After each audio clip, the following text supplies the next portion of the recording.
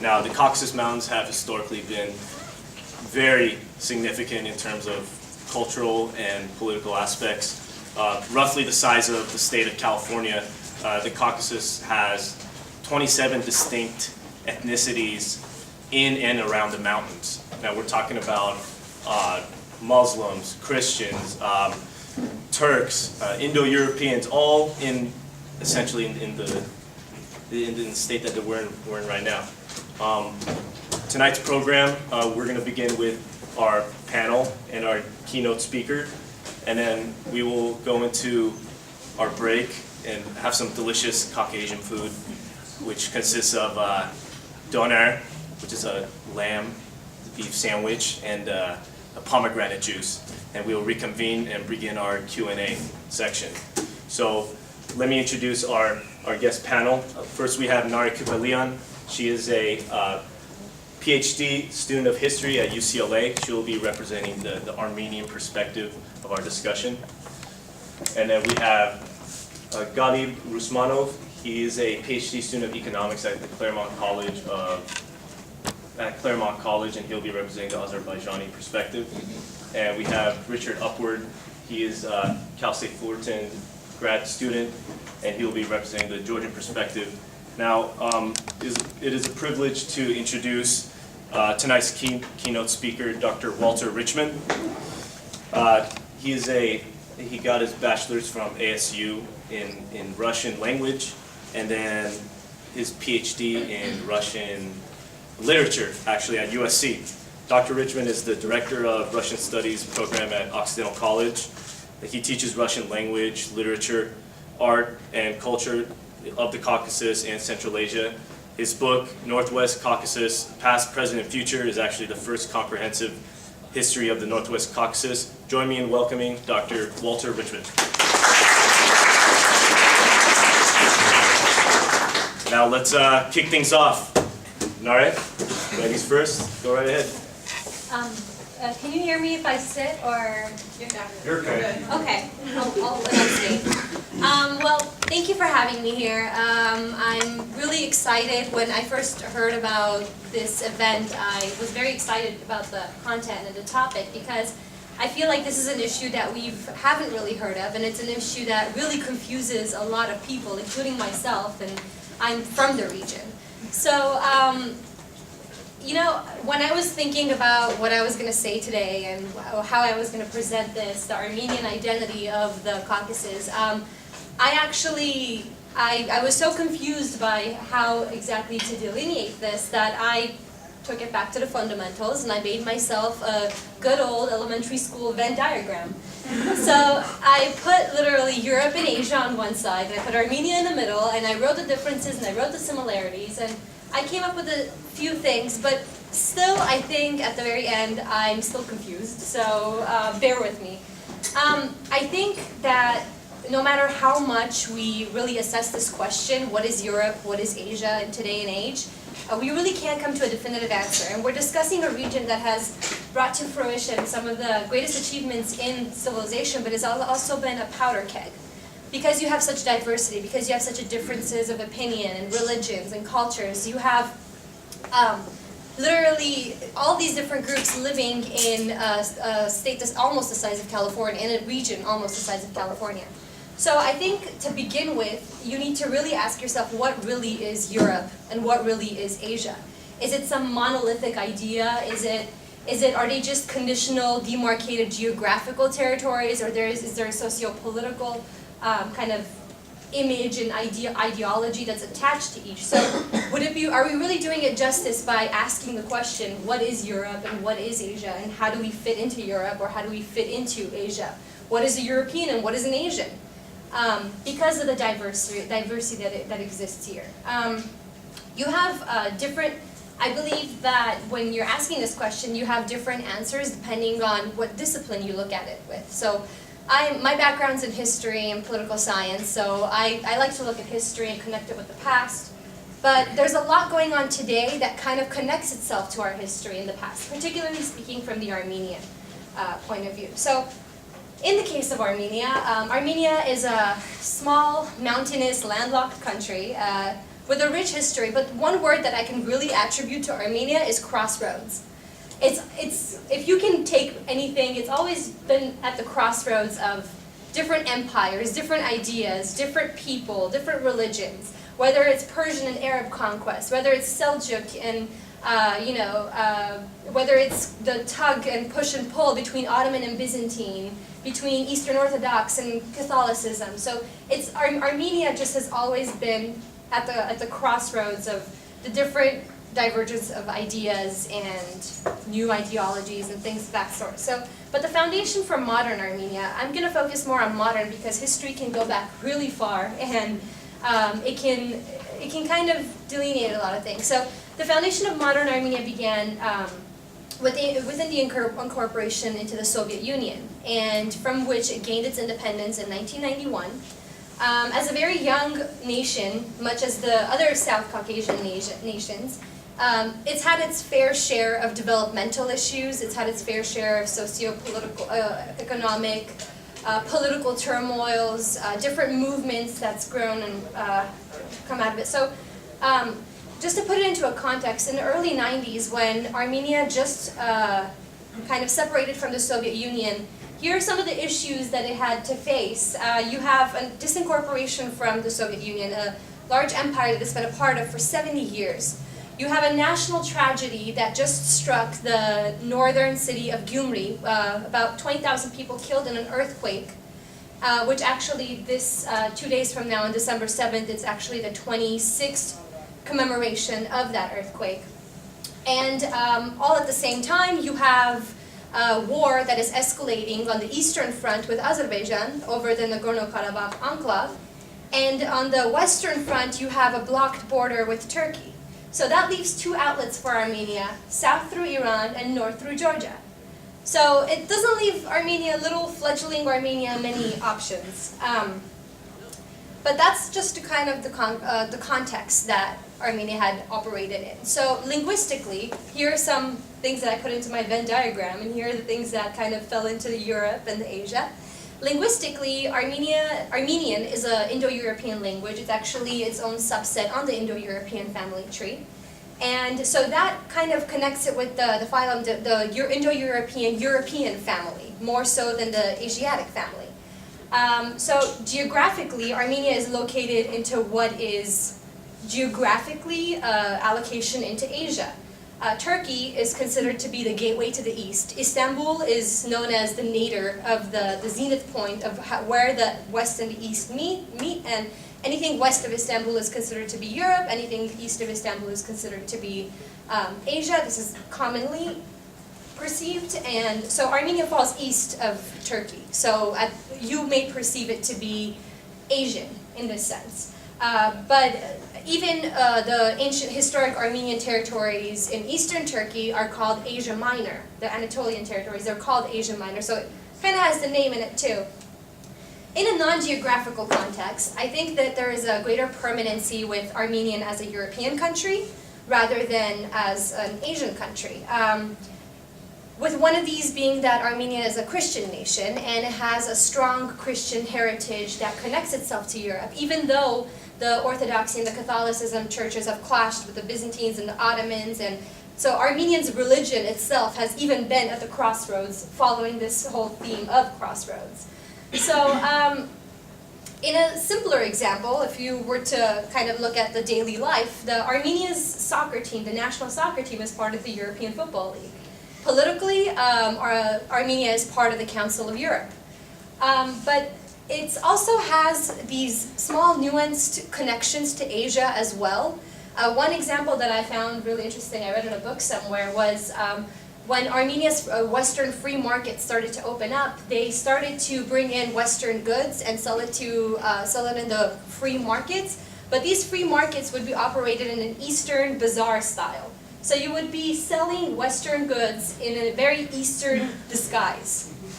So I think that's kind of testament to just the cultural clash you have in this really small nation. Actually, I don't want to go for too long. I don't know how much time I have left. But I think that this event, this idea came about in a really important time right now. I don't know if we've been following the news, but I'm sure you guys have heard of all the protests in Ukraine and Belarus over the EU membership and the council and the associations with Russia. But Armenia is actually going through this as well. So you have to think about it in the sense that Armenia is at a crossroads right now where it can either stay allied with the markets of Russia, or it can start to lean itself more towards Europe. And I mean, in a place that has such a strong Soviet heritage, when you go to the capital Yerevan, you can totally tell that this is a Soviet city. This is a city that has been 26 years independent, but you can see Soviet everywhere. Whether it's sitting in a cab and talking to the cab driver, he's talking to you, and the first thing he would tell you is, the Soviet days were better. The Soviet days those were the days. We lived well in those days. It's just the mentality of the people. But just to put it in a context of, Armenia is in a tense situation because we can't ignore the big man in the South Caucasus, the heavy hand of Russia. And Russia kind of can shape and mold the region and keep everything into its orbit as it seems, as it wants to. The Caucasian nations are essentially strategic allies for Russia, and so the tense situation starts because Armenia, it has been part of the Collective Security Treaty Organization, which also includes Belarus, Kazakhstan, Tajikistan, and Russia since 2002. But in 2009, Armenia started to develop its ties with the European Union through this framework called the Eastern Partnership Framework. So on July 24th, it finally completed negotiations with the EU concerning the establishment of the Deep and Comprehensive Free Trade Area. Basically, they were going to sign an association agreement with Armenia. So these were clear and overt steps by the European Union to bring Armenia within its purview. This is at the detriment of Russia. Because Russia likes to push its own agenda with the Eurasian Customs Union, and has hopes that it will bring Armenia within its realm. So, taking advantage of Armenia's vulnerable position, geopolitical position, and economic situation, there are three major kind of strategies that Russia has overtaken to bring Armenia kind of to its knees and to incorporate it within its union. One is demographic drain, energy and economic blackmail, and the third is intimidation by conflict risks. So, time? Yeah, there's 1 more minute. Oh, okay. I'll try to wrap this up in 1 more minute. But just to wrap it up, demographic drain is basically there's something called a compatriots union. So Russia passed the laws as saying that anybody who lives in a former Soviet state is a compatriot, so they can get citizenship and jobs in Russia. For a nation of 2 million people like Armenia, having 2,000 people leave every year and work in Russia and move their families out of Armenia creates a demographic situation where Armenia's population has a larger emigration rate than a current population growth in the state itself. Also, Russia likes to play the conflict card because when Armenia started dealing with the European Union, they gave $1 billion of aid to Azerbaijan, which is arms aid to Azerbaijan, which basically funds Armenia's rival to the east, knowing that there is a current war conflict with the region. And also gas prices, to little Armenia, Russia raised gas prices to Armenia by 50%, meaning that Armenia had to raise its gas prices for the citizens that it services. So in its essence, it kind of brought Armenia to its knees. So Armenia ended up signing with the Eurasian Customs Union and leaving the EU framework. So here's just another example of how the push and the pull between East and West occurs, and it's all, I believe that the strongest factor there is the political and the economic, but sometimes that gets translated over to societal, and we really come to a position where we don't understand one another, and we try. So it's it's events like these that help us find common ground and see where this is going to lead later on. So, thank you.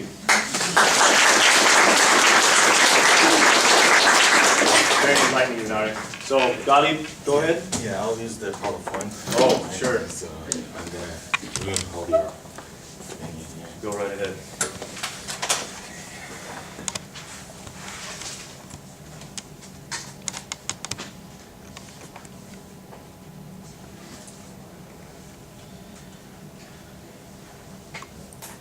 Okay, good evening, everyone. Thank you for inviting me here. So we have a historian and somebody specialized in the field, and the keynote speaker is huge in this field. So I'm humble. So I'm an economist. I'm not really specialized in this field, but so please forgive my shortcomings here. But I'm from Azerbaijan, and my family actually was born in Armenia.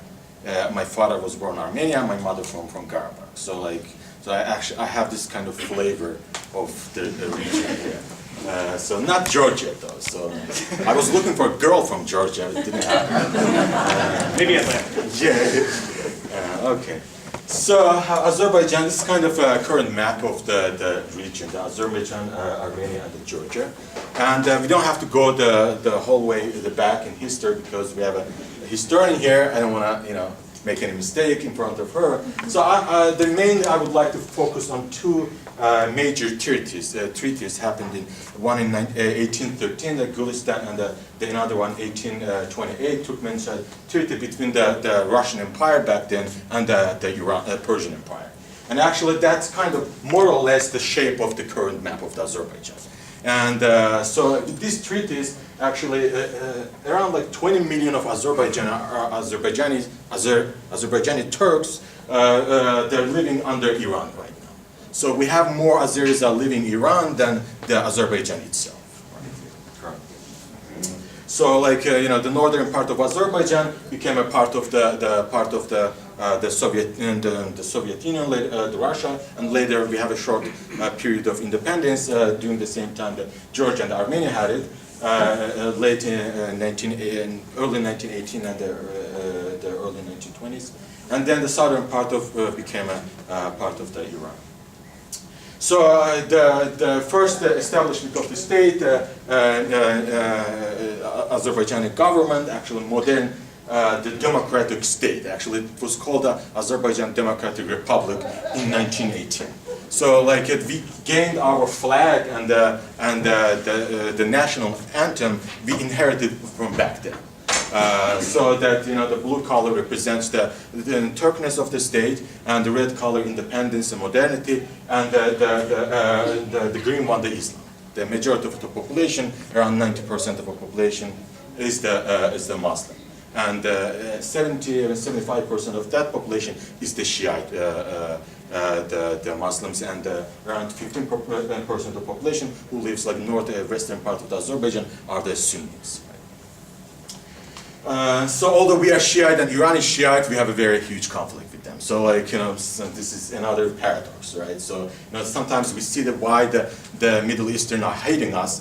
Man, we're hating each other over there too. So this is the America hating America is the least thing in the list. So you guys shouldn't be worried much about why they are hating us. Just side note. So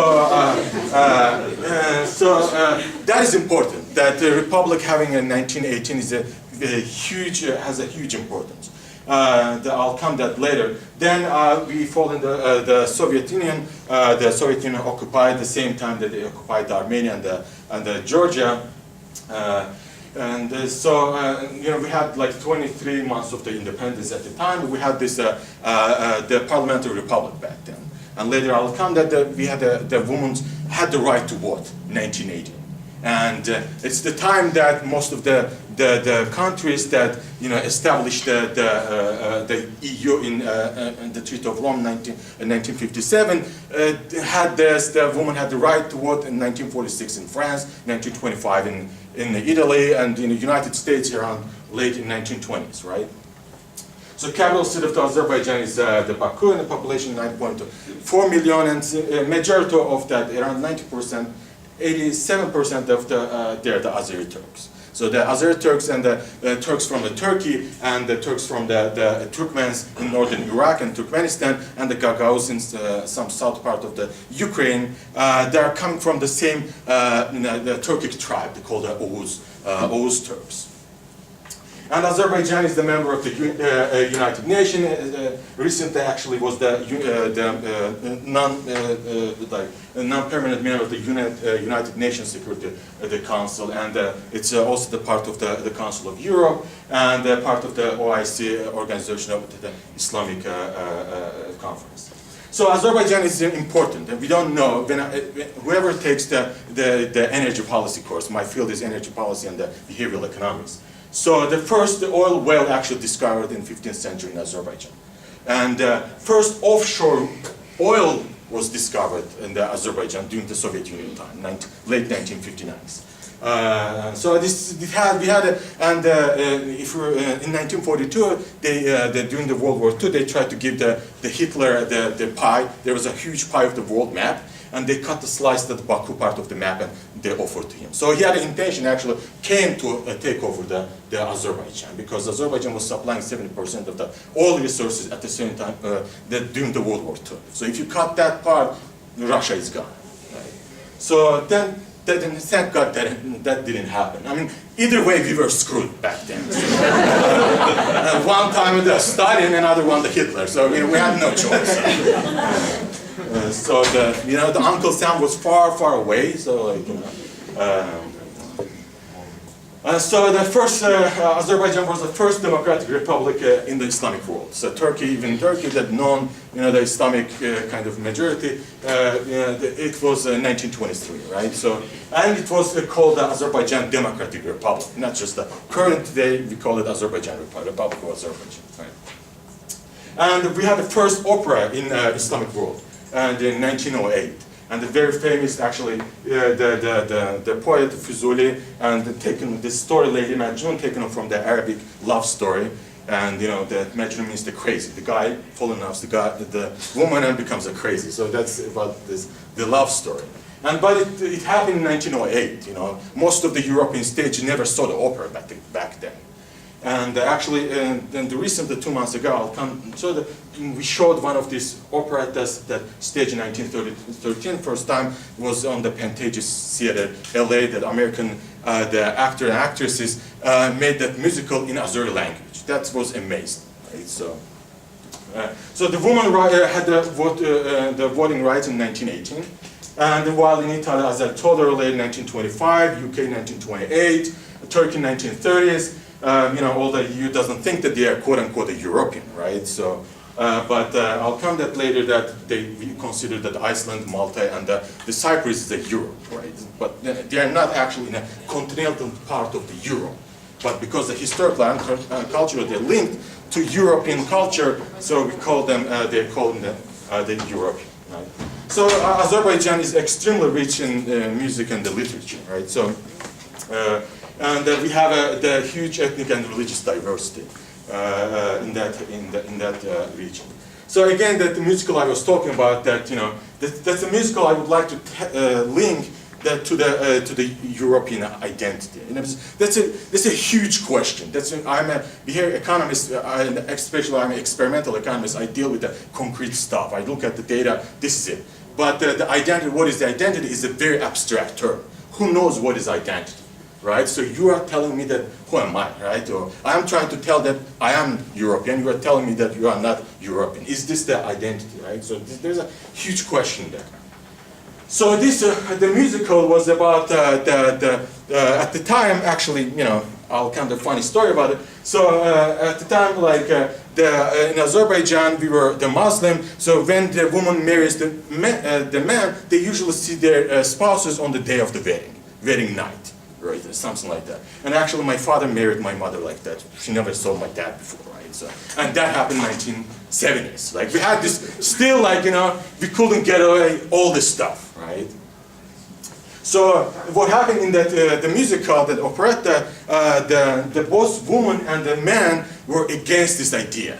They start fighting their dads and parents and brothers and sisters that I want to see you, how am I gonna marry? right? So you're offering me somebody who's 70 years old. You know, I found out in the wedding night that he's a 70 years old guy, like or the same way, the other way around, like the 70 years old. You don't know. I'm just making examples. Don't take it literally. Just So they were fighting against it. So it was the operetta was a woman's right.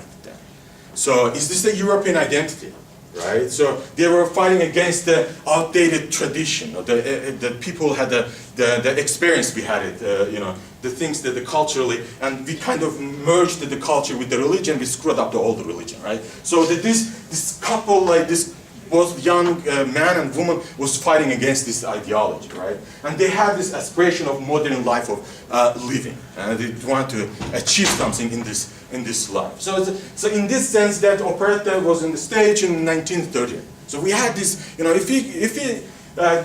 are talking about the idea is a revolutionary idea. If we find this Europe as a revolutionist reformist, then in a sense we were reformists back then, right? So this is kind of a map of the current like continental the Europe, right? So it's a kind of Azerbaijan, maybe a little bit part of somewhere in the mountains uphill was part of the actual the Europe in a continental sense. Like the same may apply to the Armenia and the Georgia, and the 3% of the, especially like the eastern part of the Istanbul, western part of Istanbul is in Europe, right? But if you see that, now Turkey is battling to enter the Euro, all the significant part, 3% is a big number. It's not a small number. And if you come to, it's bigger than some of the European countries in here, right? So if you look at the Malta, the Cyprus here, it is part of the EU. Actually, Cyprus is kind of using the veto right to prevent Turkey enter the EU, right? And I'm talking about the southern Cyprus, because the EU and most of the world does not recognize the South Cyprus is in the worst, which is Greek, and the Northern Cyprus, which is the Turkish, stuff like that. We don't recognize. It's just kind of politically, quote unquote, incorrect to say this. They are divided in the West somehow. And the Iceland somewhere here, and we said Iceland is not part of the Europe, continental Europe, but we take it as a continental Europe, as I said earlier, because we are historically and culturally they're close to each other. Right, so there's a paradox there, right? So we are kind of cherry picking who should be European and who should not be European, right? The people here does not define. The Armenia wants to be Europe, but they don't extend it. Or the Georgia wants to be Europe, but they don't extend it, right? Are we talking about the economic Europeanship? Most of the Eastern Europe country, I'm going to talk about just the street language. It messed up in the economy compared to the Turkey, right? But starting last year, the last one, the Croatia, July this year, 2013, became the part of the EU, and Turkey is trying to battling to enter the EU. But actually, when you go to street in the Turkey, in that sense, the Azerbaijan, because we are kind of looking at the Turkey as a big brother in a sense, like it's the largest Turkic state and stuff like that. So we see that the idea is not the Turkey whether it's going to be part of the EU or not, but that the rule of law in EU is so inspiring for the population, for the people. So people say that okay, we don't care whether we're going to put a part of the EU or not, but we still want this law to be applied in our countries too. Right? So again, so what is European, right? Definition has been changed throughout the history. And she's a historian, and she can, maybe Korean section, she can tell more about it. So the one thing, let's say, during the Persians, the ancient, okay, let's just, so during the Persian time, the Europe was some kind of a barrier between the Greeks and the Persians, right? So, and during the mid Ages, when we talk about the Europe was a Christendom for the Muslim and Turks and stuff, like, because we had the crusade between back and forth, right? So, and one clear example, during the Cold War, USSR was excluded from being an EU member. And the cities like Vilnius and Riga was also excluded to be part of the EU. But now, the Riga, Estonia and stuff, they become a part of the EU. So definition is immovable, right? It's consistently kind of recent actually shifting outwards. Right? And again, we just talk about the Cyprus stuff. And however, Turkey is not quote unquote the part of the EU. So which Europe are we talking about? All right, so are we talking about, if we mean the reformist, the innovative, tolerant, equality, pluralist, and secular Europe, then Azerbaijan is Europe. And as well as if you can talk, Armenia is Europe, as well as the Georgia is Europe, right? Again, then the question comes to identity, how we should define the identity. It's extremely complicated, no sessions, you cannot put it even in like 1,000 pages of books that what is the identity. It's extremely complicated, unclear, and extremely subjective. For me, it's identity. One thing for you is totally different things, right? And so, are we talking about the individual identity, national identity, or political identity, right? Look at the Ukraine. The government says, the political is that, we don't want to go to the EU, but the people who go to the street says that we want to be EU, right? So, look at the Georgia, 2008, when the Russia invaded, the kind of dynamics changed there. He may talk a little bit, but at the time, people wanted to be more European. Now, after the election, seeing the election results, it goes towards the kind of Russian and East Coast and Northern, right? So that's my humble observation. You may correct me. In a sense, Azerbaijan is proud to be, in majority sense, the Muslim, Turkic, and the secular, reformist, innovative, and we have problems. Yeah, truly. You can create section. You can ask, this election, this happened. And we don't. When the baby comes out the womb, they don't just go to the Olympic running stuff, right? It takes a huge, the historical time periods that we can take the example from the United States. So we should, when we start judging that who are they, who should be these people, we should look at in the context, right? And historical context, political context, social context, and economic context. Right? We cannot make some sort of decision, especially 2008, we were wanted to be rushing to Europe, but when we see that, oh my God, Russia invaded the Georgia, where was the EU? Where was the United States? It was so quiet, and everybody was kind of abstaining, taking radical action towards the Europe and the West, right? So in that sense, thank you very much. So listening to my...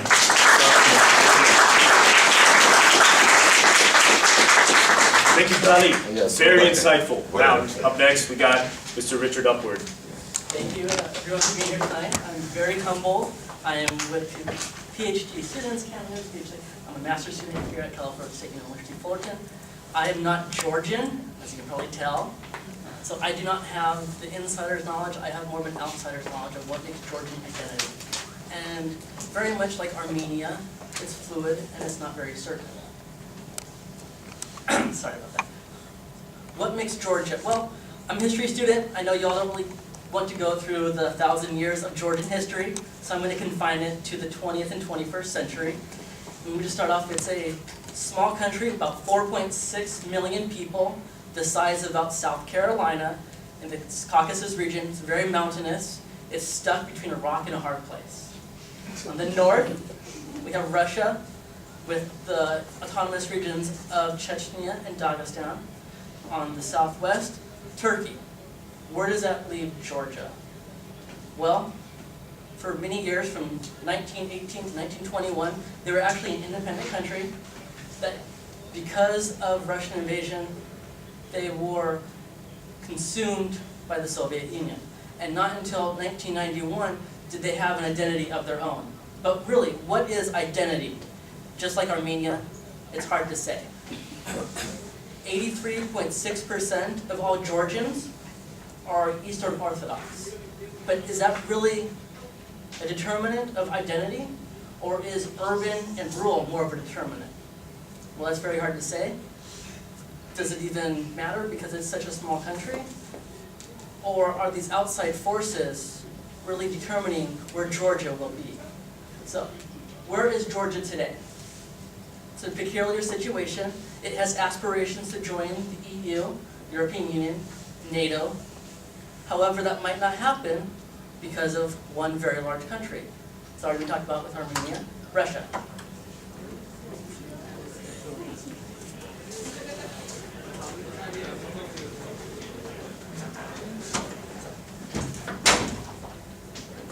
Russia is the giant in the room.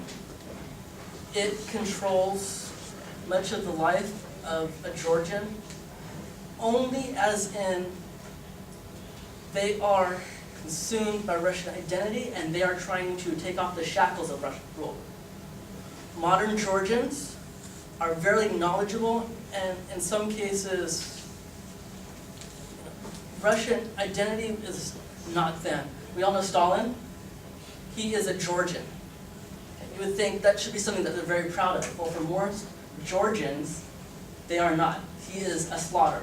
Now, if we go to Gori, they're trying to bring back Stalin's identity, not so much because they're proud of his heritage, but because of the tourism dollars that it brings in. So what does that imply for, what is that? Do they really care about their identity or money? It's hard to tell.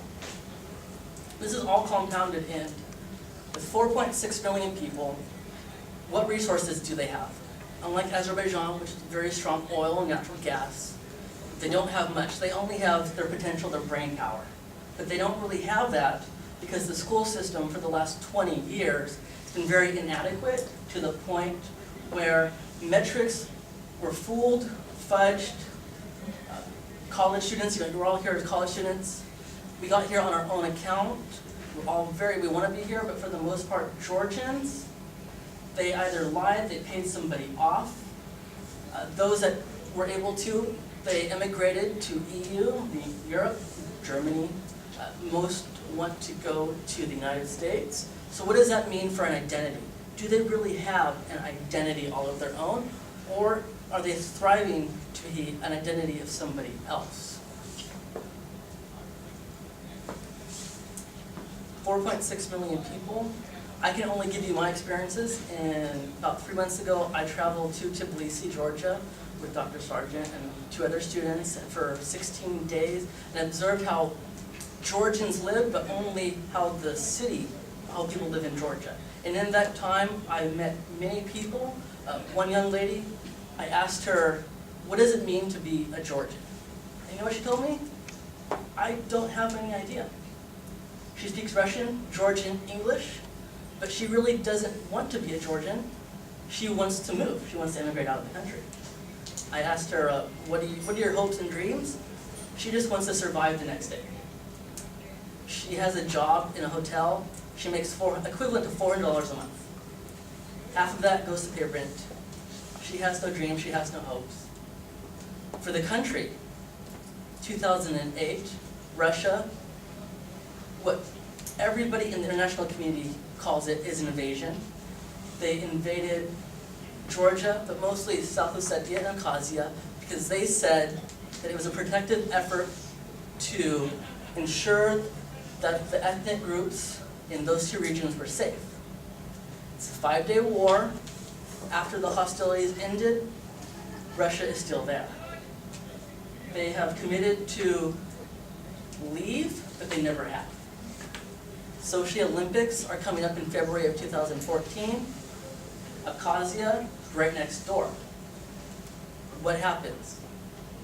Well, the Russians are building fences and demarcating a line between Abkhazia, Georgia, South Ossetia, and Georgia. Now, mind you, South Ossetia is not anywhere near Sochi. The rationale is to protect Sochi Olympics from terrorists, but that's not where the terrorists are. No. There was incidences in early 2000s where supposedly Chechen terrorists were using the Kiji Gorge, which is a northeastern gorge valley region of Georgia, to funnel money and arms to Chechnya. That's no longer the case. The United States in 2005 sent 500 troops in as observers and individuals to train the Georgian military. They had substantial progress, and the terrorist activity that existed in Georgia is no longer there. But Russia fails and chooses not to take that into account because they cling on to that territory. Now, partially it's because Russia is at a crossroads of its own. A contracting population mixed with an economy that's slowing down because of gas and oil prices that are decreasing. It needs to throw its population towards something else. Georgia happened to be that something else. But at the end of it, Georgia is a something else, but it is something for everybody. The United States, because of this area, and I think we talked about it with Azerbaijan, they don't have anything besides their knowledge. They don't have oil, they don't have natural gas, but they have the possibilities. There's pipelines that run through Georgia that hopefully, and this is what the Georgian government will say, that will bring them to the 21st century. And with that would be EU and NATO identity. But that will not happen because Russia will never allow entrance of Georgia into NATO and the EU. This is also coupled with Germany will never allow it. Because Germany gets a lot of its natural gas from Russia. So they are stuck between a rock and a hard place. So we talk about identity. Let me just talk about something else. Talk about Armenian's Indo-European language. Georgian is a very unique language, which is wonderful because it gets ties to their history, but at the same time, it really precludes Georgians from experiencing the outside world. Russian was the de facto second language until 1991, and that was their lingua franca. But at the fall of the Soviet Union, we think, what is nationalism and what is identity? Well, language plays a very large part into that. The Georgian government did not want the Georgian people to keep Russian as their second language because that would hinder them to Russia. So in 2010, the previous government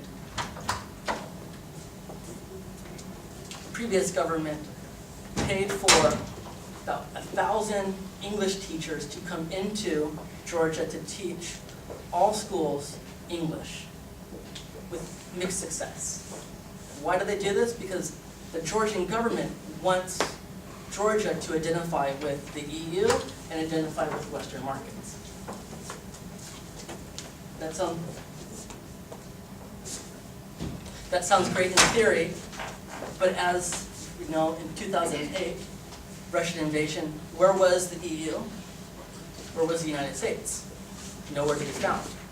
So going forward, Georgian identity may no longer look to the West, but it no doubt will not look towards Russia. I think we all should maybe talk about if there could be a Caucasian identity emerging that rejects the United States, rejects Russia, and goes at it from their mutual interests. It might not be possible because Armenia, Azerbaijan, there's many problems. Georgia, to say the least, there's territory involved. Georgia doesn't have any place else to go right now. This is all compounded with the brain drain. If we look at population statistics going forward, it's not very good for Georgia. They have a very, very, very large 20 to about 65. They aren't producing any children. It's about 1.1 child per couple. And that really precludes what is to be Georgian. Thank you, Richard. So going forward, We're on time. Sorry, we got to keep moving. Sorry about that. Everyone, round of applause for Richard.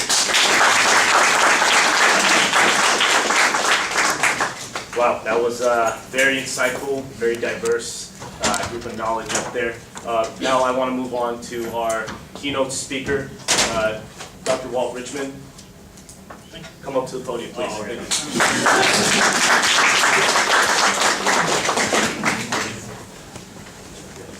Well, I want to try to give like a general overview of this region from the perspective I study it from, to give you an idea of just how incredibly difficult it is to categorize what the Caucasus is.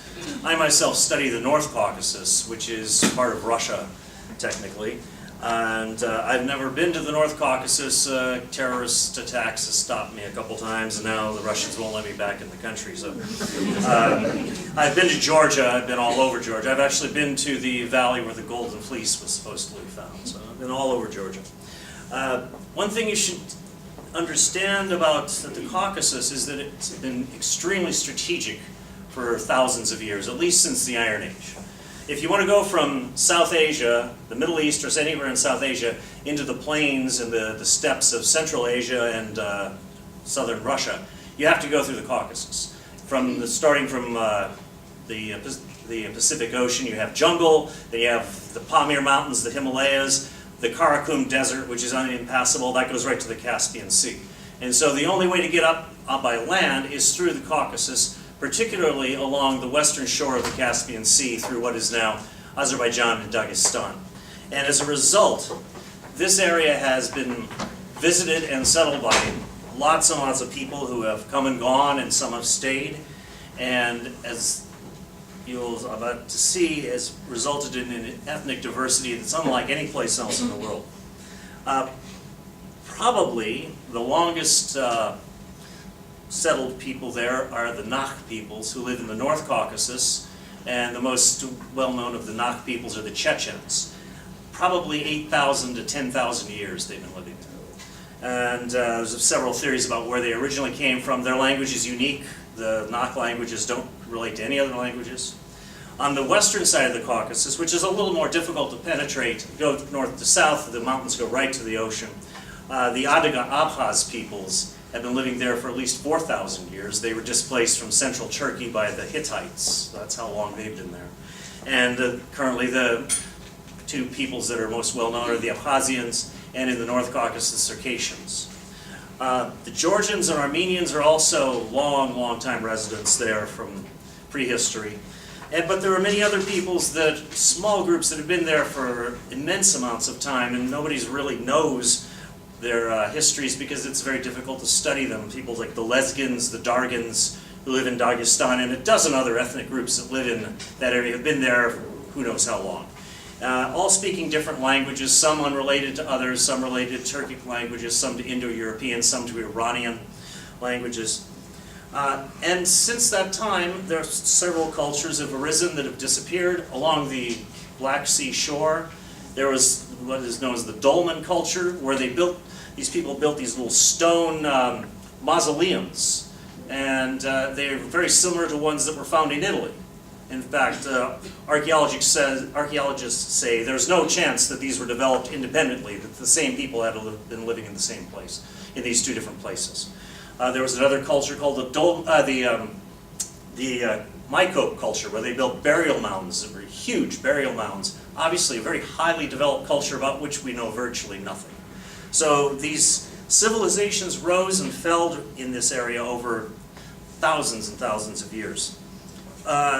Once we get to a more historical period, we know in 600 BC the Greeks started settling there, and some of their descendants continued to live there until Stalin deported them all. Around 100 BC, a large group of Iranians settled in the Caucasus, and they became ultimately the Ossetians. In the 600s, Jews from Iran migrated up into Dagestan and across the Caucasus, and are known as the Mountain Jews, and I'm actually writing about them right now. Turks began appearing around 1000, and that's where the Azeri Turks originally settled. When the Mongol Empire collapsed, large groups of the Mongol army settled in the North Caucasus, became the Nogais and the Kalmyks. And so now by 1300 you have Muslims, Christians, Jews, and Buddhists all living in this area. There's one group called the Karachay-Balkars. They're Turks, and I have been studying them for years. I probably know more about them than anyone in the United States, and I can't tell you when they got there. There's several theories, and none of them make sense. They shouldn't be there, really. They shouldn't be there. There's no explanation. There's no logical explanation of how they got there and when they got there. Beginning in the 1500s, a mini ice age hit Russia, as well as bubonic plague, and that chased a lot of Russians south in the late 1500s, and they became the Cossacks. They continued to settle throughout the 1600s, and then in the 1700s, the Russians began to consider conquering the area.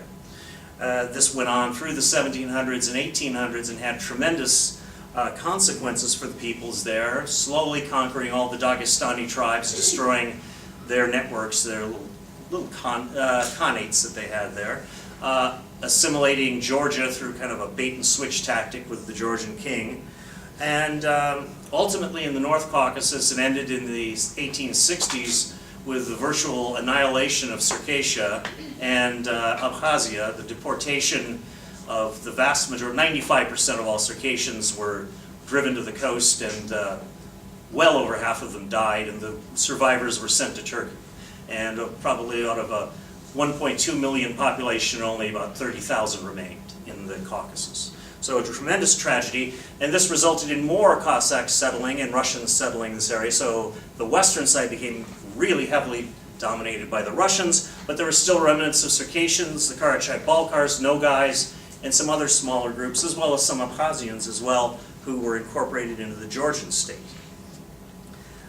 When we get to the Soviet period, now one of Stalin's first acts as nationalities commissar was to deport large numbers of Cossacks to the north. He deported thousands and thousands of them out of the Caucasus and started giving the land back to the Chechens. But then he changed his mind. Some of them came back.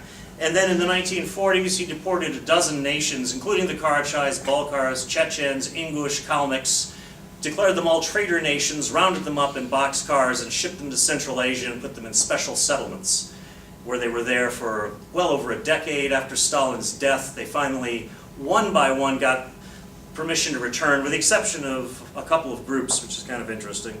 And as a result of this particular jumble, it created real animosity. When the Chechens came home, all their homes had been taken over by Russians, so this was a major ethnic conflict in the making, which ultimately erupted in the 1990s. When the Karachay-Balkars came back, they kind of dispersed among the other populations rather than going back to their original homelands, and particularly the Karachais, and this created a lot of ethnic tensions between them and the Nogais and the Circassians, who were survivors of the deportations.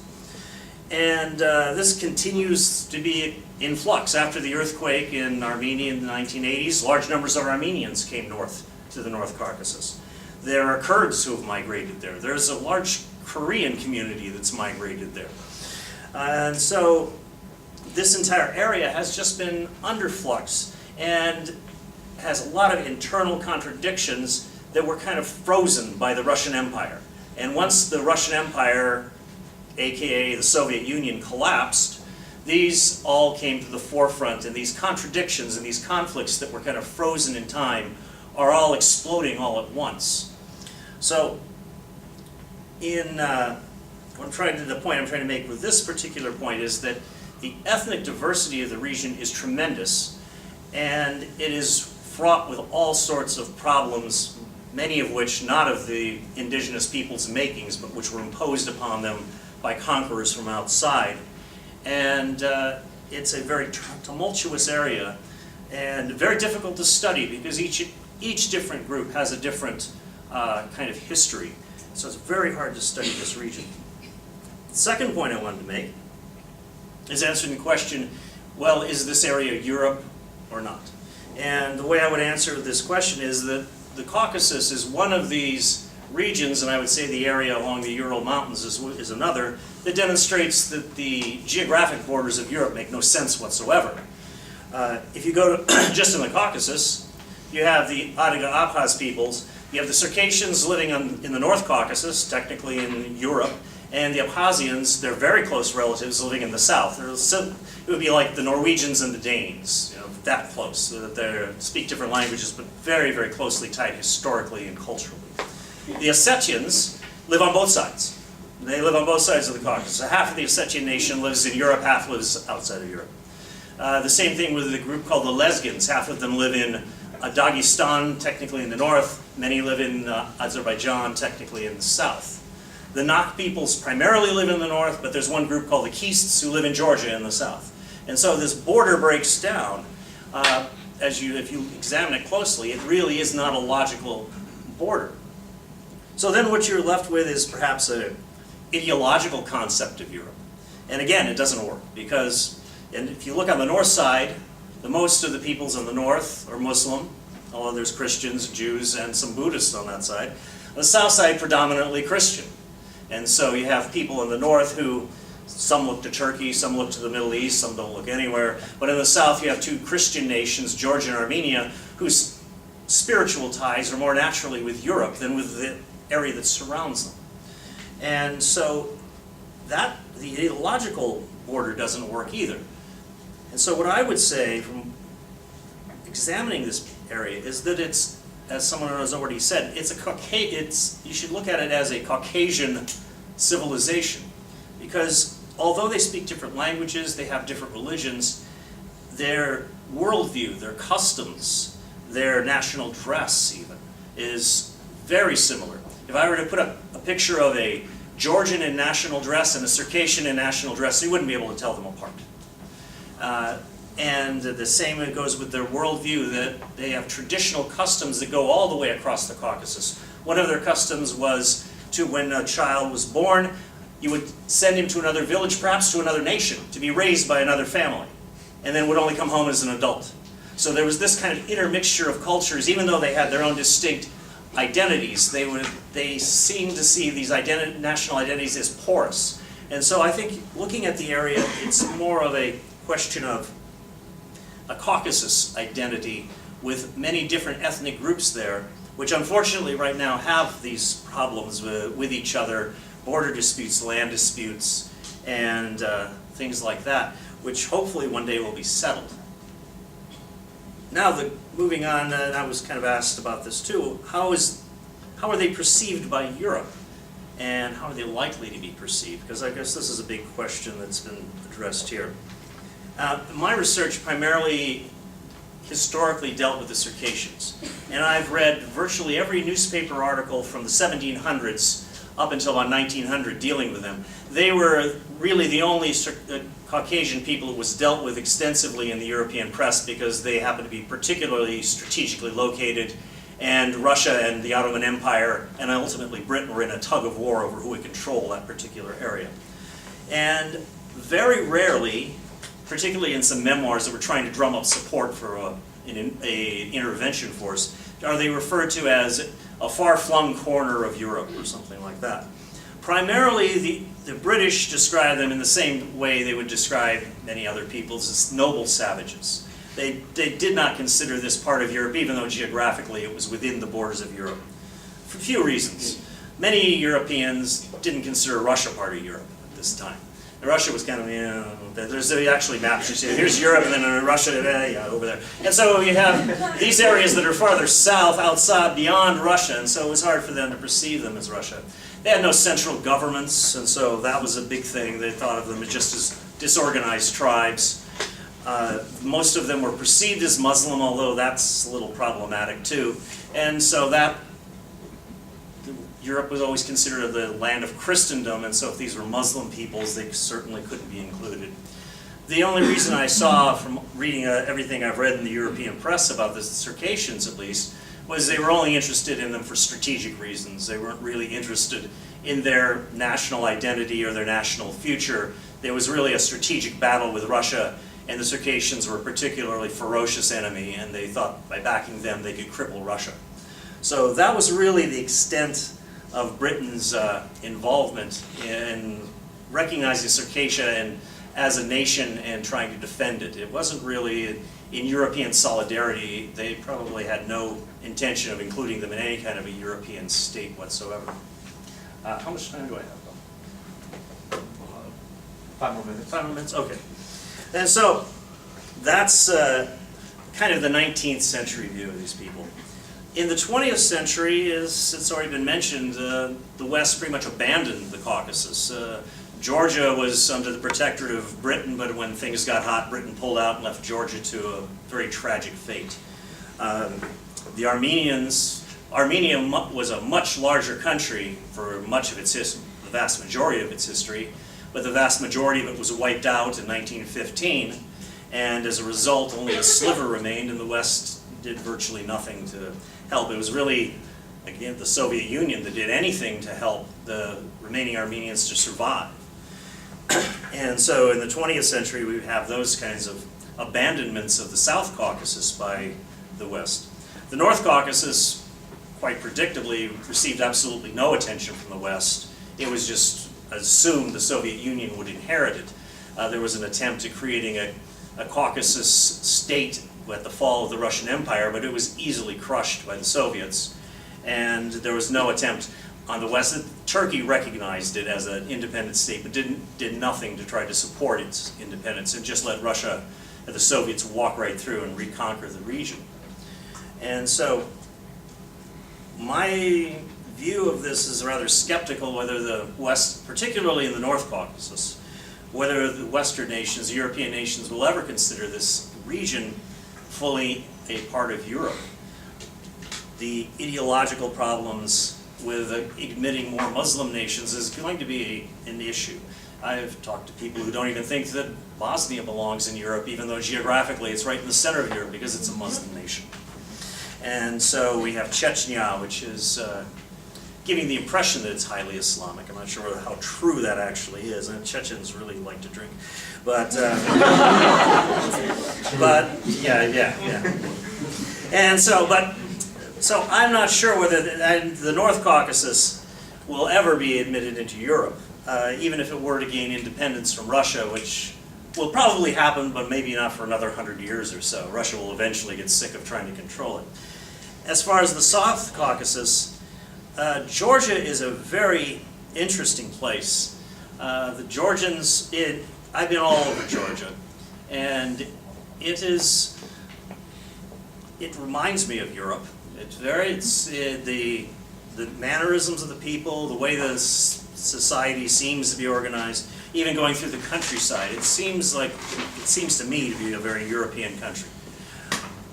However, it's in a bad neighborhood. It's in this neighborhood where you have Russia on one side, Iran on the other, and I think it's just a matter of, cold realpolitik that the West doesn't want to really stick their fingers into this. And in the 2008 invasion of South Ossetia, I even watched an editorial on TV saying, why would we pick a fight with Russia over some area that has absolutely no value to us whatsoever? And it was a very cold analysis of why the U.S. should not bother Russia with its invasion of Georgia. And this invasion, by the way, was actually, although they went only to the border of South Ossetia, they bombed the main bridge connecting Tbilisi with the entire western part of the country. So they wiped out the bridge, and so they have a minute. I'll tell one short story. A friend of mine, he's a young man, and he was in Tbilisi, and you could hear the bombs dropping outside the city.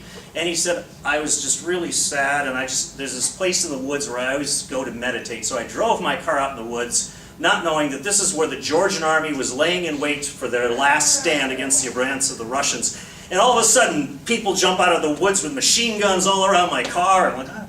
And he goes, I said, I jumped out, I'm Georgian, shut off your lights. And so he walked into the ambush that the Georgians had set for the Russians. It was kind of, So that's how close, but this was within a 20-minute drive of the capital. That's how close they were. And since Russia has taken over South Ossetia, I've seen aerial photographs of the villages inhabited by Georgians who have been run out and are now living in refugee camps outside Tbilisi. And the before photos of homes, schools, churches, and the after photos, all the homes, all the schools burnt, destroyed. It is completely devastated. So the Russians have no intention of letting these Georgians move back to where they've been living for generations, many, many generations. So my perspective on it is, my prediction on it is this is going to be continually tumultuous and an interesting place for researchers to work. And anyone who's interested in this area, I really encourage you to select a specific topic, a specific area, and start branching out from there. If you try to take it all in at once, you'll never go anywhere.